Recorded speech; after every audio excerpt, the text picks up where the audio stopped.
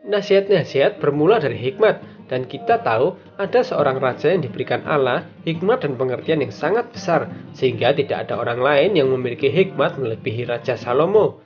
Dialah yang menuliskan berbagai kitab hikmat, yaitu Mazmur, Amsal, Pengkhotbah, dan Kidung Agung.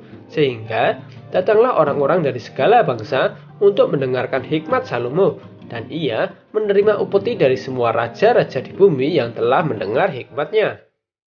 Memang hikmat Salomo saat itu tak tertandingi, tapi di balik itu semua, Salomo hanyalah seorang manusia yang tak lepas dari dosa. Walau memiliki hikmat pemberian dari Allah, Salomo akhirnya jatuh juga dalam dosa, sehingga kerajaan Israel terpecah. Berbeda halnya dengan seseorang yang dinubuatkan oleh Nabi Yesaya.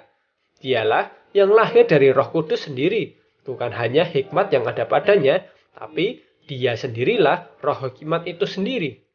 Jadi, dia adalah roh pengertian, roh nasihat, dan keperkasaan, pengenalan, dan takut akan Tuhan. Markus 1 ayat yang ke-22 berkata, mereka takjub mendengar pengajarannya, sebab ia mengajar mereka sebagai orang yang berkuasa, tidak seperti ahli-ahli Taurat. Yesus Kristus menunjukkan kepada kita semua mengapa dia diberi gelar penasihat ajaib, karena pengajarannya yang tidak berfokus pada dunia dan justru berbanding terbalik dengan apa yang diajarkan dunia. Dunia mengajarkan untuk membenci musuhmu, tapi Yesus mengajarkan kasihilah musuhmu. Dunia mengajarkan bahwa kekayaan adalah bukti bahwa Allah memberkati kita, tapi dia mengajarkan bahwa berbahagialah orang yang miskin di hadapan Tuhan, karena merekalah yang mempunyai kerajaan surga. Dan zaman dahulu anak kecil tidaklah dianggap penting, tapi justru Yesus berkata, merekalah yang mempunyai kerajaan surga. Semua nasihat yang Yesus berikan penuh dengan kuasa ajaib atau penuh dengan keperkasaan, karena hikmat yang dimiliki Yesus adalah berasal dari kerajaan surga, karena dialah roh hikmat itu sendiri. Artinya adalah semua yang dikatakan Yesus adalah kebenaran kerajaan surga atau rahasia kerajaan surga yang disingkapkan kepada kita.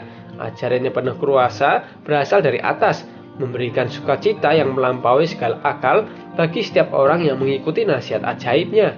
Semua nasihat yang diberikan tidak hanya sekedar kata-kata, tapi Yesus memiliki keperkasaan dan keajaiban untuk menggenapi semua nasihat ajaibnya dengan mati di atas kayu salib dan bangkit dari kematian, membuktikan pada dunia bahwa semua perkataannya adalah perkataan kebenaran dan kehidupan. Yesaya 11 ayat yang pertama sampai ketiga berkata, suatu tunas akan keluar dari tunggal Isai, dan taruk yang akan tumbuh dari pangkalnya akan berbuah. Roh Tuhan akan ada padanya, roh hikmat dan pengertian, roh nasihat dan keperkasaan, roh pengenalan dan takut akan Tuhan. Ya, kesenangannya ialah takut akan Tuhan. Ia tidak akan menghakimi dengan sekilas pandang saja atau menjatuhkan keputusan menurut kata orang.